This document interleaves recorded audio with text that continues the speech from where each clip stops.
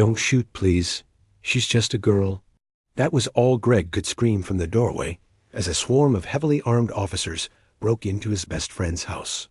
Inside, 21-year-old Jasmine Evans, her bright eyes still filled with dreams, stood frozen with a phone in her hand, a faint smile on her face as she just texted her mother. The beam of a flashlight hit her chest. Then, gunfire. 3 shots. That was all it took. The sound of her body hitting the floor echoed in Greg's head as the officers continued their rampage through the house. Hours later, Greg stood in Jasmine's room, clutching one of her old high school trophies, his hands slick with sweat, his heart beating in overdrive. The police chief's voice crackled over the radio, explaining away the tragedy. "Mistaken. Address. No charges will be filed." Greg's grip tightened around the trophy, tears streaking down his face as the words pierced his soul. His voice, barely a whisper, cracked as he muttered to himself, "They think they're going home to their families tonight." 1 week later, 2 squad cars were found mangled, overturned with their tires shredded. A single note was pinned to the windshield. "Wrong house, wrong girl, your turn." This is the story of how Greg Dawson, an ordinary man with nothing, left to lose, turned the quiet streets into a hunting ground, going after every officer who'd wronged Jasmine. He didn't just want revenge. He was going to make them pay. One by one, it was just another evening in the small, tight-knit suburban neighborhood where the night fell like a gentle curtain over rows of modest homes. The soft hum of crickets filled the air, and the faint scent of freshly mowed grass mixed with the tongue of dinner cooking on the stovetop. Greg Dawson sat on the back porch of his best friend's house, sipping a cold beer, the world quiet around them. Across from him, Jasmine Evans sat with a half-eaten sandwich, her leg casually draped over the other, as she spoke animatedly about everything and nothing. It wasn't unusual for them to hang out like this after long days. Their bond had been forged over years of shared experiences, laughing through childhood, navigating awkward teenage years, and now, in their 20s, finding comfort in each other's company like no one else could understand. It was late summer, the kind of evening where the temperature was just perfect, not too hot, with a warm, lingering breeze that carried the sounds of the neighborhood kids riding their bikes, the neighbor's dog barking, the distant rumble of a lawnmower. Greg smiled, listening to Jasmine talk about her plans for the future. College had just ended for her, and she was determined to push forward. She had dreams, big ones, and no one doubted she'd make them real. Law school was in her sights. Greg had heard all about it. In fact, he'd been there every step of the way, the constant companion who had cheered her on through late-night study sessions and stressful finals. She was already talking about her first job, how she wanted to bring change to the system, how she was going to make things right. Her voice carried that familiar excitement, the one Greg had heard so many times before, but today it felt different, more real. She was going to change the world. Jasmine had always believed that. Greg leaned back in his chair, taking another swig of his beer. He admired her for that. Jasmine had always had this burning belief in herself, a fire that Greg had never quite felt. He was content with his life, working as a mechanic, fixing cars and motorcycles in his small shop. It wasn't much, but it was steady. He didn't have grand plans, and maybe he wasn't built for that. But seeing Jasmine with her confidence, her plans, her fierce desire to make an impact, it filled him with a quiet pride. She was everything. Greg wasn't, and yet here they were, best friends. It was a bond that couldn't be broken, not by time, not by distance. "So you're really doing it?" Greg said, chuckling. "You're going to be a lawyer?" Jasmine smirked, tossing a piece of her sandwich toward the bushes. "Of course. You'll be the first to know when I'm on TV, taking down corrupt officials." Greg laughed, shaking his head. Yeah. You've got the fire for it." She winked at him. "I learned it from you, Greg. Remember that time you stood up to that shady car dealership?" Greg chuckled, barely stood up to them. "But I'm glad it helped. You're going to be amazing, Jazz." For a moment, they both fell into an easy silence, the kind that only happens between two people who've known each other forever. It was the kind of night that felt like it could last forever, the kind of night where everything seemed safe and right. But as the light from the porch began to fade, Greg noticed something in the distance. A car slowed as it approached their street. Not unusual for a quiet neighborhood like this. But it wasn't just any car. It was a black SUV with tinted windows, moving at a pace that made Greg pause. The vehicle didn't stop. It just lingered at the corner for a moment before slowly rolling on, its engine humming low, the headlights cutting through the darkness. Greg's brow furrowed as he turned his attention back to Jasmine. She didn't seem to notice. But something about that car felt wrong. There was a strange, unsettling feeling in the air now, like the calm before a storm. He shook it off. It was nothing. This was just a quiet neighborhood. The kind of place where you knew everyone and trusted the world outside your door. But that feeling lingered in the back of his mind. Just as Greg was about to say something to Jasmine, a sharp crack of tires on pavement startled him. The quiet of the night shattered. In an instant, the air went cold. From the end of the street, a convoy of police vehicles appeared, their sirens slicing through the air. Greg's body stiffened instinctively, his senses immediately alert, his mind racing. The cars rolled down the street, faster than they should. Too fast, too organized. He glanced at Jasmine, whose brow furrowed as the noise grew louder. She looked up at him, confused. "Greg, what's going on?" Before he could respond, the police vehicles screeched to a halt. Officers in full tactical gear poured out of the cars, moving quickly, their faces hidden behind black helmets. Greg's heart started to pound as the officers swarmed the house, their rifles drawn, their voices muffled by the heavy gear. "What the hell?" Greg muttered under his breath. His gut told him something was wrong, but it didn't make sense. "Get back!" One of the officers shouted as he pushed Greg aside with surprising force. Greg stumbled back, his body crashing into the side of the porch railing. "No! Wait!" Greg shouted, his voice thick with panic, but the officer was already moving. Past him, the door to Jasmine's house was kicked open with brutal force. Inside, Jasmine froze. Her eyes locked on the officers as they stormed in. His body stiffened, a sharp spike of adrenaline flooding his senses, but his brain couldn't connect the dots fast enough. Everything was moving too fast. Jasmine turned toward the door, her eyes wide with confusion, her hand still clutching her phone. The officers, too many to count, swept into the house like a flood. Shouts echoed through the halls. They didn't announce who they were. They didn't even give her a chance to react. It was a wall of sound and movement flashlights cutting through the dark, their harsh beams making the air shimmer as they bounced off the walls.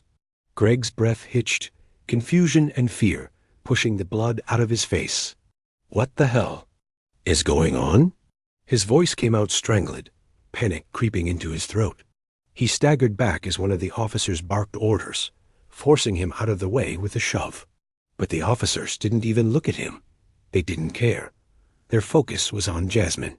It was happening so fast, too fast for him to even think. Greg's mind couldn't make sense of it as he tried to move forward, but an officer tackled him from behind. His body hit the ground hard, the impact stealing the air from his lungs. A knee drove into his spine, and the weight of the officer's body pressed him into the dirt. "What the hell is going on?" Greg shouted again, his voice breaking, the words more of a desperate plea than an inquiry. The world around him blurred into chaos, officers moving like a pack of wolves, their boots pounding the floor, their voices barking orders as they ripped through the house, tearing apart everything in their path. A sound of splintering wood cut through the noise. The front door. They were in. They were already in. "Jasmine!" Greg shouted, pushing against the officer holding him down, his hand stretched out toward her. But his voice was lost in the noise, and his vision was clouded by the confusion unfolding before him. Jasmine stood in the kitchen, frozen in place, eyes wide, mouth agape. She couldn't move, couldn't comprehend what was happening. Greg's chest tightened as he watched her, paralyzed by the sight of her confusion. She was still holding her, phone in one hand, the other outstretched, like she was trying to understand what was going on. But the officers didn't give her a chance. They didn't wait for an explanation. They didn't pause for a moment of reason. They stormed in. The gunshots came next. 3 quick cracks. 3 shots that shattered the silence, cutting through the air like the snap of a twig in the dead of winter. Greg's world turned to a blur of motion. His heart stopped. His breath caught. The sound of those gunshots was so deafening that for a second he didn't know if he was still breathing. His vision tunneled, focusing only on Jasmine as she fell. Her body crumpled to the floor. A second ago, she had been standing there, frozen, unsure of what to do. And now she was lying in a pool of blood, her limbs splayed out unnaturally, her face twisted in shock. The phone she'd been holding slipped from her hand, falling to the floor with a soft thud that made Greg's stomach churn. "Jasmine!" He screamed, his voice torn from his throat as he tried to move, to rush to her, to do something, anything. But the officers didn't even flinch. They continued their search, their hands moving methodically through the wreckage they had created. One officer stepped over her body without even a glance, his eyes locked on a nearby cabinet as if she were nothing more than an obstacle. His face was cold, his posture stiff, unaffected by the death he had just caused. Greg's mind went blank, numb. His body felt like it was paralyzed with disbelief.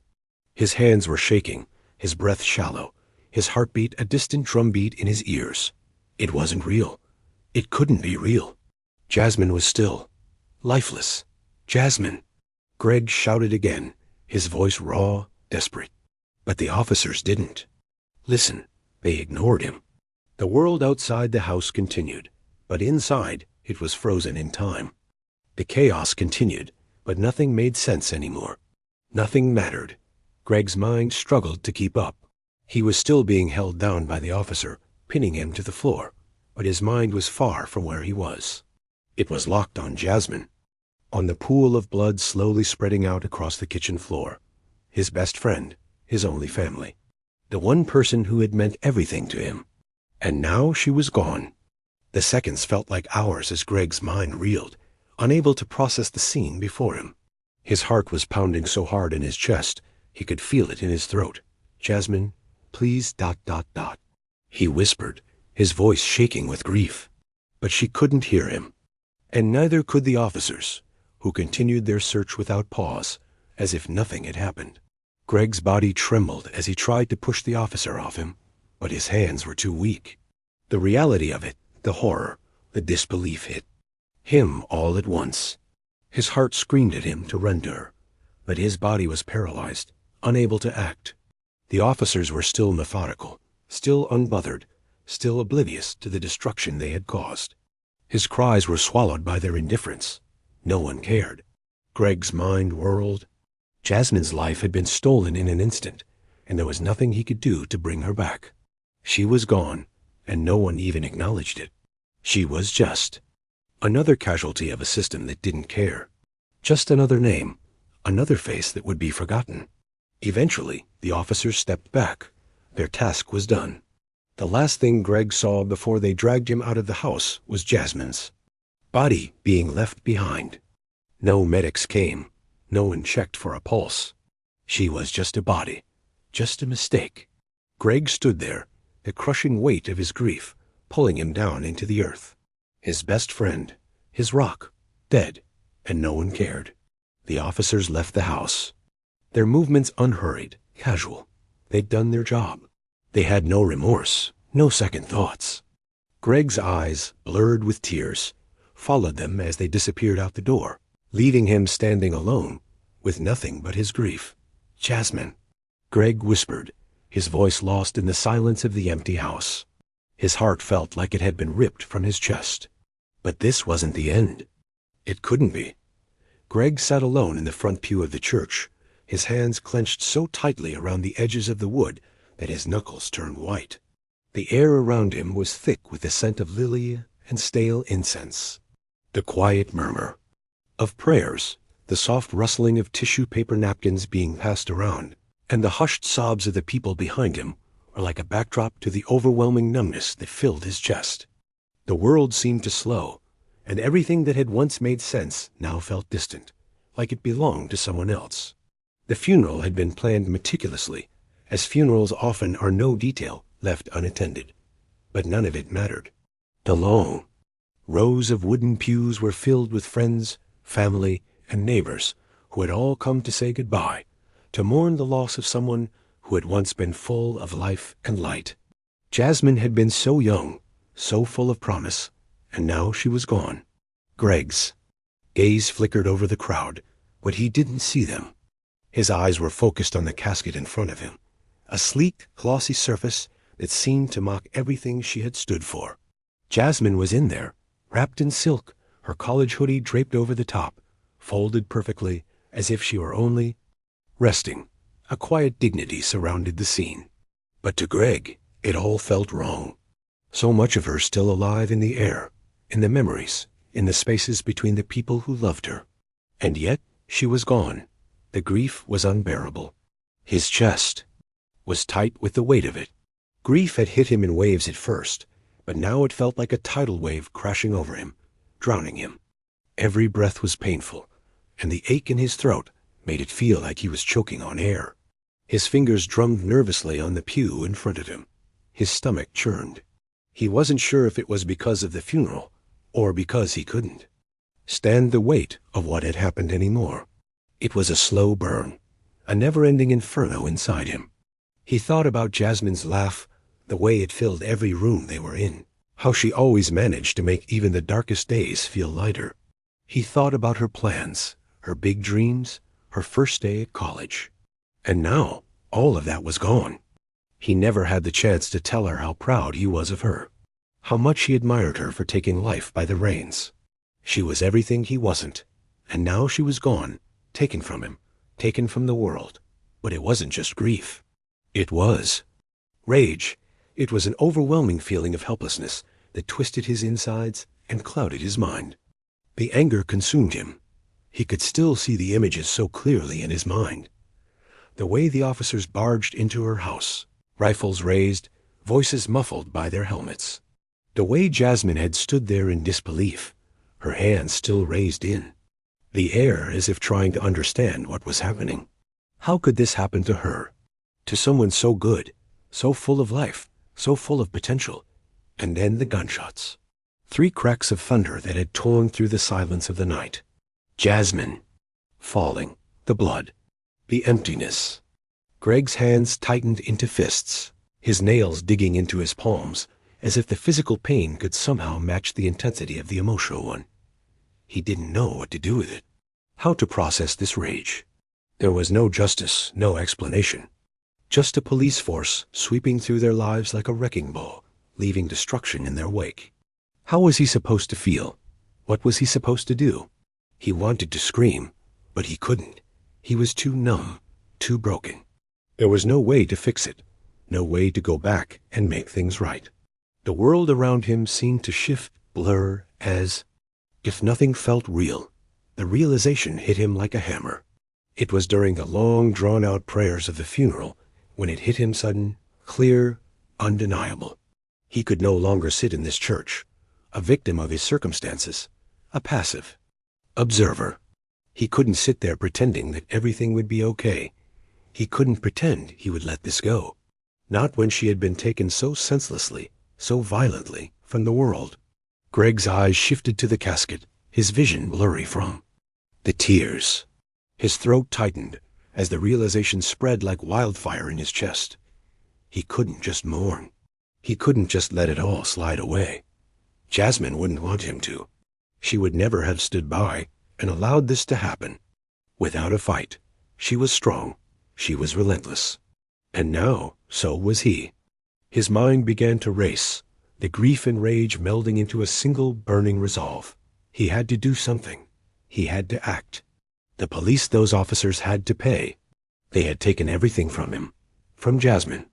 They had stolen her life, her future, and left him with nothing but memories and a burning hatred. He couldn't let that go. He couldn't let them get away with it. His hand tightened around the small notebook he carried in his jacket pocket. It wasn't a plan yet, not really, but he knew it was time to start. There had to be a way to find the officers responsible. He had to find them, one by one. He could do it. He had connections, a network of people who owed him favors, who respected him. He wasn't going to let her death go unpunished. He wasn't going to let them hide behind their badges and pretend. This was just another mistake. It wasn't a mistake. It was murder. The funeral ceremony moved around him, but Greg was no longer part of it. His mind had already moved on, already started making plans, already working on the first steps toward vengeance. He wasn't going to be a victim anymore. He wasn't going to sit quietly and wait for someone else to fix it. His love for Jasmine was deeper than any grief. It was unshakable, even in death.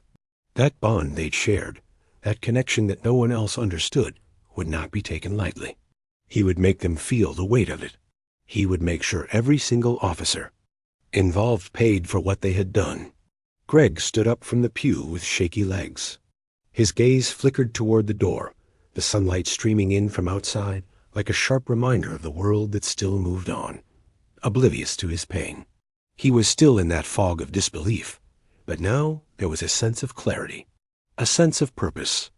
As he walked out of the church, the cold wind hit him hard, cutting through his jacket like a blade, but it was a relief. It was a wake-up call. He wasn't going to let this go. He wasn't going to be a passive observer anymore. The funeral had been the final goodbye. It had sealed his fate. He would stop at nothing to track down the officers involved in Jasmine's death. They would feel the weight of their actions. They would understand that when you take something from someone, you don't just walk away from it. You have to pay. And Greg Dawson would make sure they did. The days after the funeral blurred into one long, agonizing stretch of silence, grief, and anticipation. Greg didn't sleep much. His mind raced at all hours of the night, replaying the image of Jasmine, lying lifeless on that kitchen floor, her eyes still open, her hands frozen in a position of surrender. The police had murdered her, and Greg couldn't let that go. The anger that had smoldered inside him now burned with the precision he hadn't known he was capable of. He wasn't just angry. He was methodical, cold.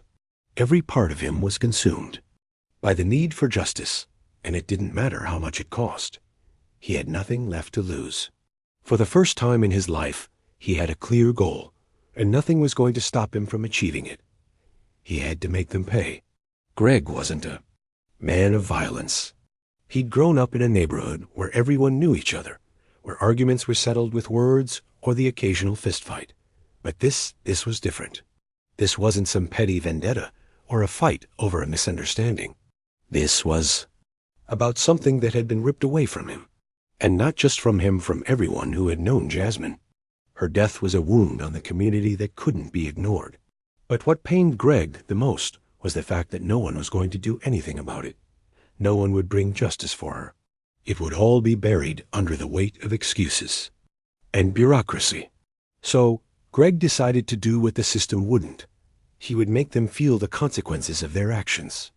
But he couldn't do that in a reckless, emotional outburst. He had to be smart. He had to plan. Greg didn't have the luxury of resources like a well-funded team or a network of criminals. What he did have were his wits, his years of working as a mechanic, and a small group of people who owed him favors. He wasn't a soldier, but he'd been trained in how to survive when things got tough. His time spent working on engines, fixing the inner workings of machines, had taught him how to think under pressure. Now, he would use that knowledge to build something bigger, something that would bring down the men responsible for Jasmine's death. The first thing Greg did was get his hands on everything he could about the officers involved. It didn't take long to track down their names. The department wasn't as careful about hiding their identities as they thought. The chief had already started making public statements, trying to sweep the whole incident under the rug. But Greg wasn't interested in what the public knew. He was interested in the details. He used every connection. He had old friends, neighbors, even people who worked in the local government. He paid them in cash, in favors, whatever it took. One by one, he built a profile on each of the officers involved in the raid. He learned their schedules, their routines, their weak spots. He was calculating, patient, always watching, always learning. It didn't take long for Greg to infiltrate the system. He knew how the police worked. He'd been around them enough growing up. They were a machine, their routines set in stone, predictable. He'd spent years in his small shop, fixing police cars, working on vehicles that were part of the department's fleet. Over time, he'd picked up information, overheard conversations, seen the patterns. Now, he used that knowledge. Greg didn't just dig through public records. He dug deeper, using every contact and resource at his disposal. He tapped into the network of informants he'd cultivated over the years. He paid off local officers who were disgruntled or simply looking for a quick buck. Greg didn't care about the morality of it. He wasn't here to play by the rules. He was here for justice. He spent hours every night going over the officers' daily routines, tracing their paths, studying their habits. There were weak points in every system, no matter how tightly controlled it was. He just had to find them. And he did. Greg discovered the officer who had shot Jasmine. His name was Michael Klein. Klein had a reputation for being reckless, a loose cannon who was always looking for a fight. Greg found out about his alcohol problems, his failed marriage, his anger issues. It didn't take long to figure out that Klein wasn't the kind of person who had any regard for the law. He was a man who had his own rules, and it was those rules that would lead to his downfall. Greg also found out about the other officers involved. They weren't as sloppy as Klein, but they were predictable. Their routines were just as easy to break down as Klein's. But Greg wasn't interested in them just yet. He would deal with them when the time came. For now, Klein was the focus. Greg knew that no amount of planning would matter unless he had the right tools. And he wasn't going to rely on something as basic as a gun. He had to be smarter than that. He knew the police had their own weapons and tactics, but Greg wasn't going to make the same mistakes they had. He would do this the right way.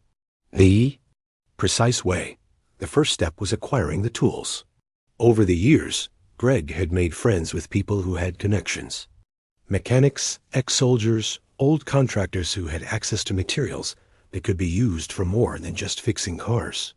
It didn't take much to convince them that he needed certain things, a few custom-made traps, a few pieces of military-grade equipment. In return, Greg gave them what they wanted: cash, favors, a little extra work on the side. He spent days getting everything together. A few small bombs, just enough to cripple a vehicle, but not cause a fatal explosion. A homemade spike strip, much more effective than anything the police used. He rigged sensors that would set off alarms if anyone came near. Each tool was a piece of the puzzle. Greg wasn't planning to kill anyone, not yet. He wasn't a murderer. But he was planning to send a message. He wasn't going to stop until he had gotten justice for Jasmine. And for that, he needed to be meticulous. The first officer to go down wasn't a part of the main raid team, but Greg made sure he was involved. Officer Alex Richardson, a patrol cop who had worked the same beat for years, had been involved in covering up the incident. He had helped to fabricate the official story, the one about it being a tragic mistake. Richardson wasn't a bad cop by some standards, but he was part of the system that had failed Jasmine. He'd helped to cover up her murder, and for that, he was guilty in Greg's eyes. Greg had been watching Richardson for weeks. He knew his routine. He knew when he took his lunch breaks, when he went to the bar after work, and when he walked his dog in the evening. It was the little things, those small routines that everyone took for granted, that made Richardson an easy target. One night, Greg followed him, tailing him through the quiet streets of the city.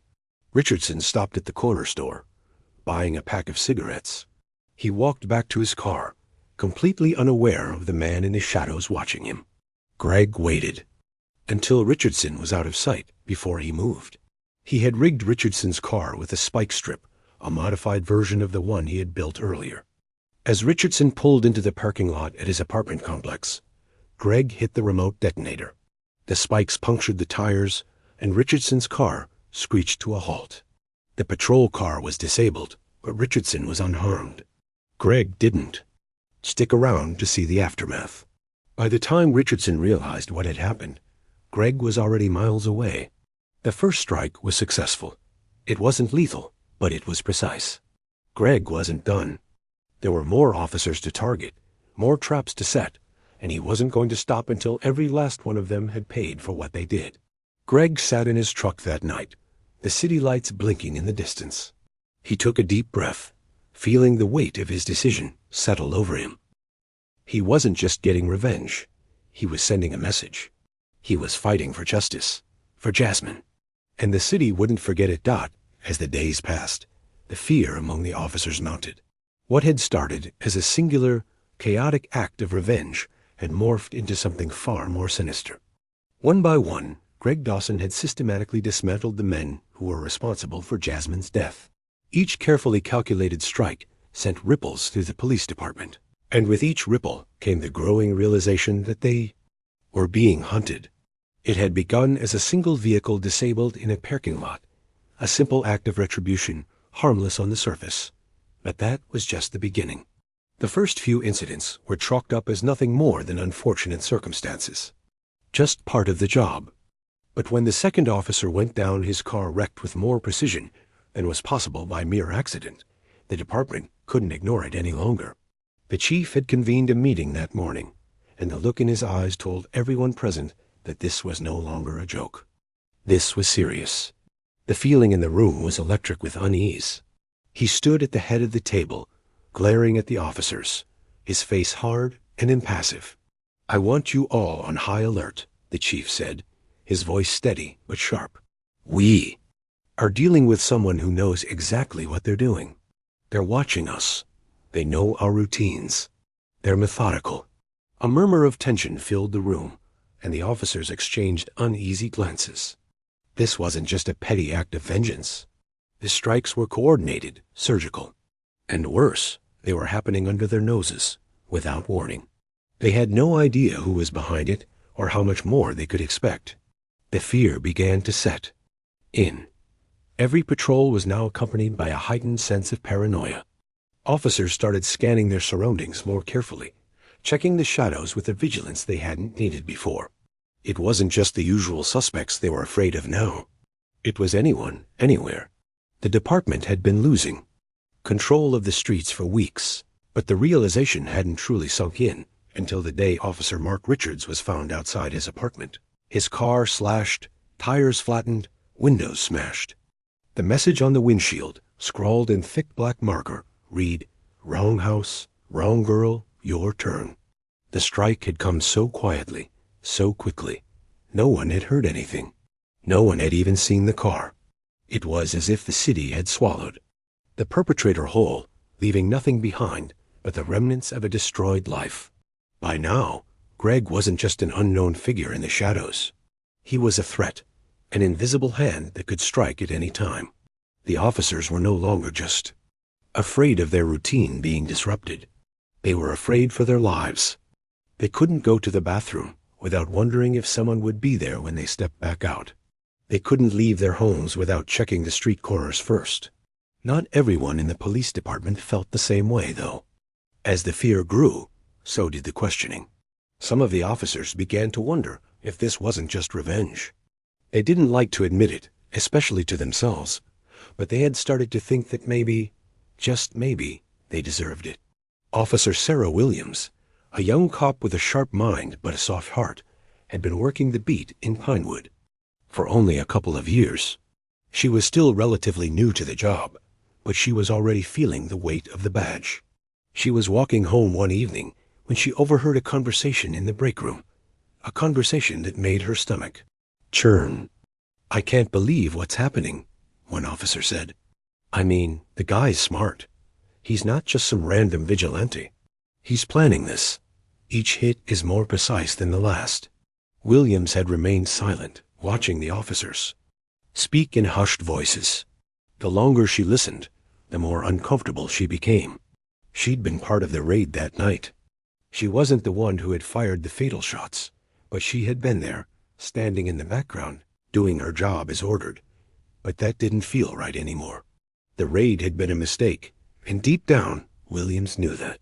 They had barged into that house, guns raised, without the right information, without the proper warrants. They had made a mistake, and now they were paying for it. She didn't know who Greg Dawson was, but the more she thought about it, the more she realized something.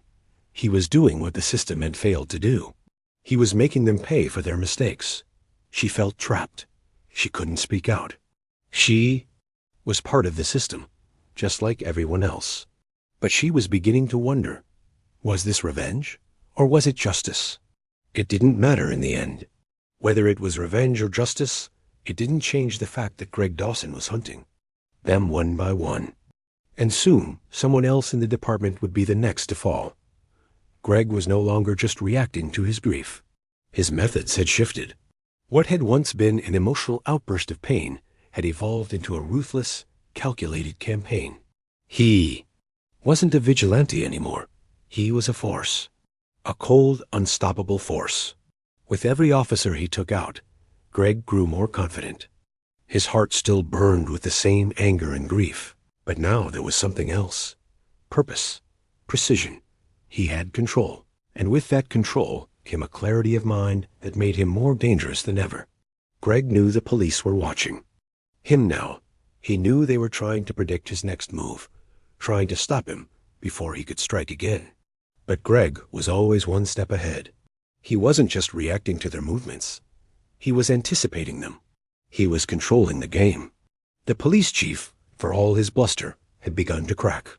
The constant pressure of the manhunt, the fear that Greg might strike at any moment, had begun to wear on him.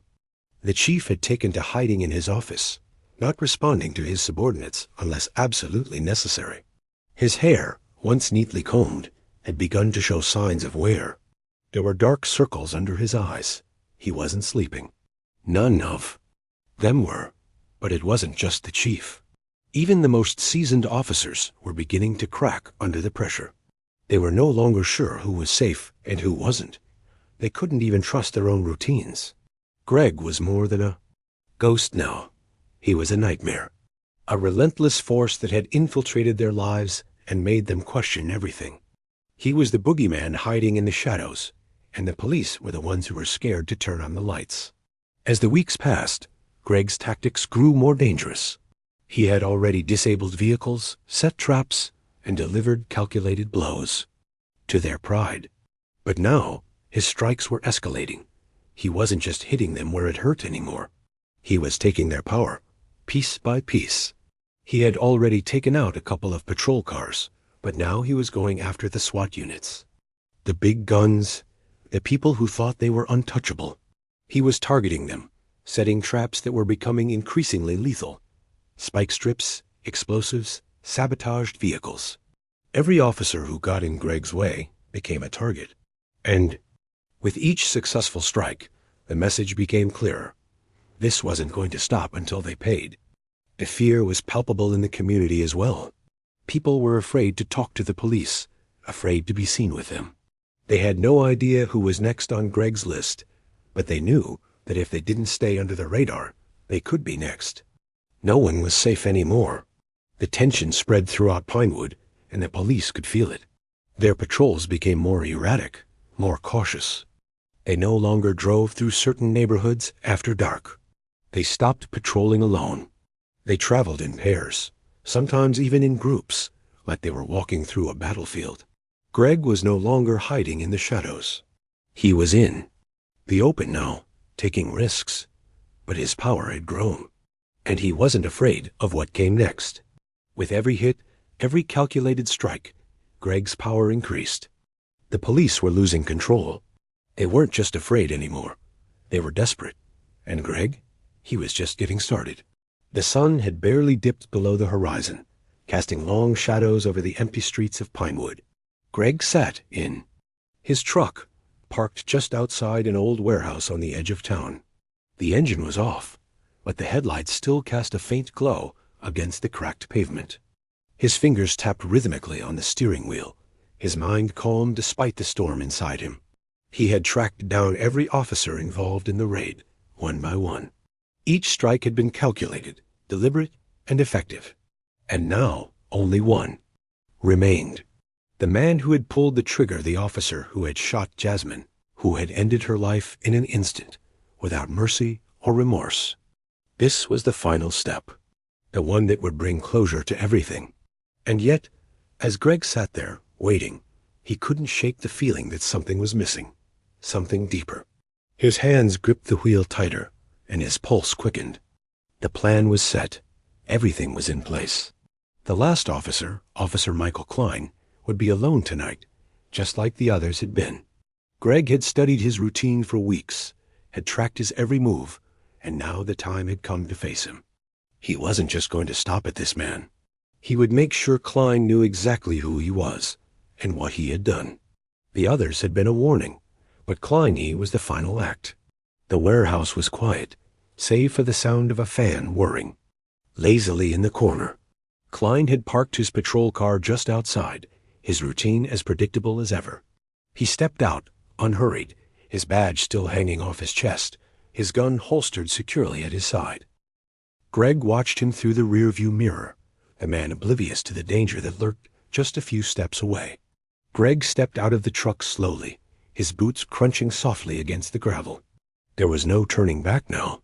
He could feel the weight of his actions pressing down on him, but it wasn't fear that gripped him. It was something else, something darker. He had become a force, a shadow in the night, a man whose life had been shattered and rebuilt on the foundation of vengeance. The man he had once been was gone. The person he was now had no name, no identity. He was just a hunter. His hand went to his side, brushing the handle of the knife he had tucked into his belt. He didn't need the gun. Not for this. This was personal. Klein walked a few more steps, pausing outside the entrance to the warehouse. Greg's heart pounded in his chest as he approached, his steps steady, deliberate. He moved like a shadow, unseen, until the moment was right. Klein was distracted by the sound of the door creaking, the faint glow of light spilling out from inside. His back was turned. Greg moved quickly, silently. He didn't want to waste time. He had one shot at this, one chance to make the world understand the cost of what they had done. And then, as Klein turned, Greg was there, his figure emerging from the darkness. Klein froze. His eyes locked onto Greg's, recognition flickering in his gaze. He took a step back, his hand going to his holster, but it was too late. Greg was already on him, grabbing his arm and twisting it behind his back with a strength he didn't know he still had. "Greg," Klein muttered, his voice a mix of disbelief and fear. "What the hell do you think you're doing?" Greg didn't answer. He didn't need to. Klein's struggles grew frantic as he tried to break free, but Greg's grip was ironclad. The officer's breath came in short, panicked bursts. He could feel the adrenaline coursing through his veins, the rush of power, of control. "You don't get to walk away from this," Greg growled, his voice low, steady. "You don't get to hide behind your badge anymore." The words hung in the air, thick with the weight of what was about to happen. Klein's face twisted with fear, his eyes wide as he tried to break free. But Greg wasn't listening anymore. His mind had already drifted to the past, to the night Jasmine had died, to the sound of her voice, her laughter, the way she had always been there for him. How could he have let this happen? How could he have let her be taken from him so violently, so needlessly?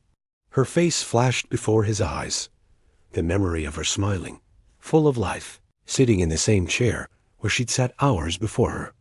Death. And now, now she was gone. There was nothing left but this. Nothing left but the hollow emptiness in his chest. Greg's eyes hardened. He shoved Klein roughly against the wall of the warehouse, the impact knocking the air out of him. The officer's gun clattered to the ground, forgotten. "You're the one who pulled the trigger," Greg whispered, his voice thick with emotion. "You're the one who took her life. And for what? What did you think you were doing?" Klein sputtered, his eyes darting to the ground, then back to Greg. "I didn't know. I didn't know it was her," he shouted, his voice cracking with panic. Greg stepped closer, his face inches from Klein's. "You didn't care," he spat. "You didn't care who you shot. You didn't care who was in that house. She wasn't a statistic. She wasn't some casualty of a tragic mistake. She was my best friend, and you killed her." The words hit harder than any blow Greg had thrown. Klein's expression faltered for a moment, and in that split second, Greg saw it, the fear, the guilt that flashed in his eyes. But it didn't matter. Nothing could undo what had been done. Greg's hand tightened around Klein's collar, pulling him up until their faces were level. He stared into Klein's eyes, forcing him to see the raw pain in Greg's gaze, the pain of losing Jasmine, of everything being stolen from him in the blink of an eye. For a long moment, Greg said nothing. His chest heaved with the weight of it all. But in the silence, something deep inside him began to shift. The anger, the grief, the loss, it all had a price. And now that price had come due. The vengeance was necessary. But it didn't fill the hole. It couldn't. No amount of punishment, no number of officers taken down would bring her back. Greg closed his eyes for a moment, the weight of the truth crashing down on him. He wasn't just punishing Klein for what he had done to Jasmine.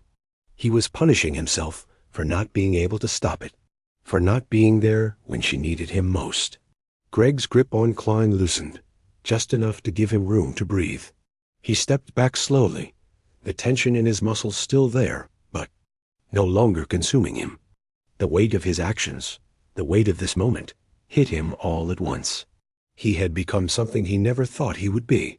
He wasn't just avenging Jasmine. He was becoming the very thing he had once despised.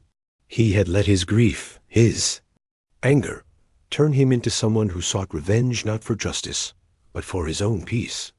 He wasn't sure he'd ever find that peace. Klein stood there, gasping for air, his eyes wide with confusion, fear, and something else, regret, perhaps. But Greg didn't care anymore. The damage had been done. "You're free to go," Greg said, his voice low, final. He didn't need to say anything more. The look in his eyes said it all. Klein didn't move at first. But after a moment, he stepped back, his hands still trembling. He didn't speak, didn't ask questions. He just turned and walked away, his footsteps echoing in the quiet night. Greg stood there, watching him go. He didn't feel victorious. He didn't feel vindicated. All he felt was the hollow emptiness that had consumed him ever since Jasmine's death. The hole in his chest that couldn't be filled. As Klein disappeared into the darkness, Greg turned and walked back to his truck. He wasn't sure where he was going or what came next. All he knew was that he couldn't stop. Not yet, maybe not ever. Justice had been served. But at what cost? Greg sat on the edge of his bed, his hands resting on his knees. The room around him was quiet eerily. So despite the chaos that had preceded this moment, there were no more sirens, no more gunshots. The world outside had finally fallen still. The harsh, artificial light from the lone bulb overhead cast long shadows across the walls. The place was bare in his small apartment in an undisclosed location, far from Pinewood, far from everything he had known. It felt different here, empty. The weight of his journey settled on him like a physical force, pressing down on his chest, making it hard to breathe. He was tired, more tired than he had ever been in his life. His body ached, but it was the weariness of the soul that kept him rooted to that spot. He had killed, hunted, and destroyed the lives of those who took Jasmine from him. He had achieved what he set out to do. And yet, there was nothing to fill the hole inside him. The room around him was devoid of warmth, a stark contrast to the home he once shared with Jasmine. It was an apartment filled with the remnants of a life that no longer mattered.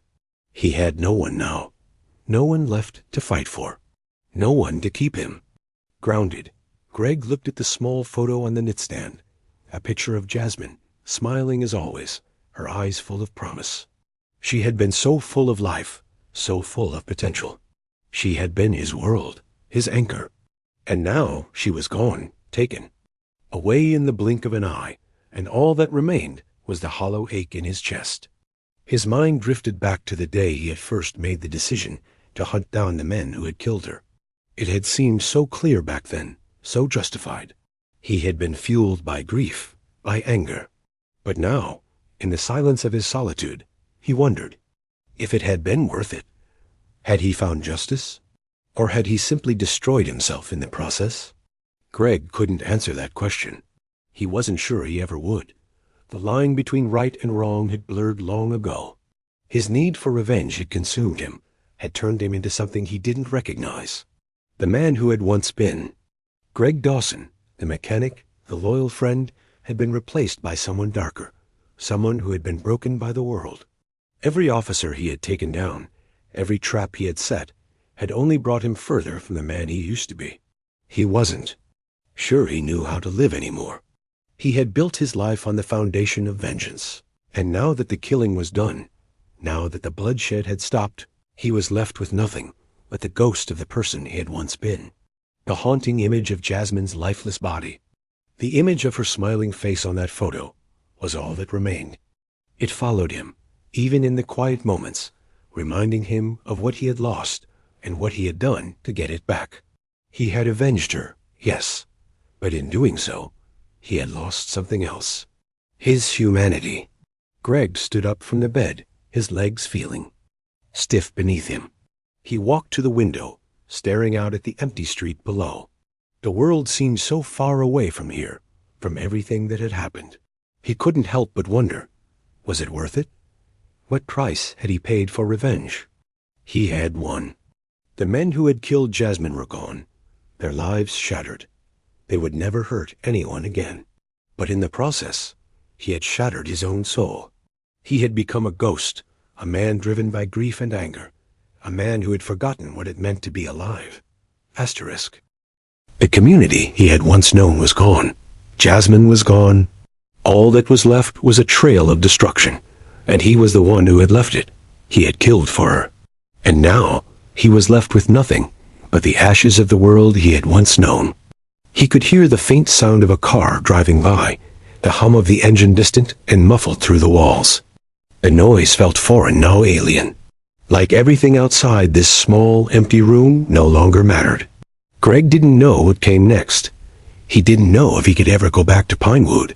The thought of seeing the place again, of walking down the streets where he and Jasmine had once laughed, where they had dreamed of a future together, was unbearable. That world had died with her, and in a way, he had killed it himself. The finality of it all was suffocating. There was no redemption. There was no happy ending. He had gotten what he wanted, revenge, but it hadn't brought him peace. It hadn't brought him closure. All it had given him was emptiness. He reached down and picked up the picture of Jasmine, holding it in his hands. Her smile was frozen in time, a reminder of everything he had lost. He traced the edges of the frame with his fingers, as if trying to hold on to the pieces of his past that were slipping through his fingers. But there was nothing left to hold on to. "Jasmine," he whispered softly, his voice hoarse. A tear slid down his cheek, but he didn't wipe it away. The tears were a reminder, a constant ache in his chest. They reminded him of everything he had lost, of the life that had once been so full of promise, so full of love. And now, all that was left was this. Revenge had not healed him. It had not brought back what he had lost. It had only made him more broken, more alone. The cost of vengeance was far greater than he had ever realized. He set the picture down gently on the knitstand and turned toward the window. The world outside felt so distant, so foreign. He didn't belong in it anymore. The price of revenge had been too high. He had paid with his soul. And in the end, it hadn't brought him peace. It had only brought more pain. As Greg stood there, staring into the distance, he understood. Justice had been served, but at what cost?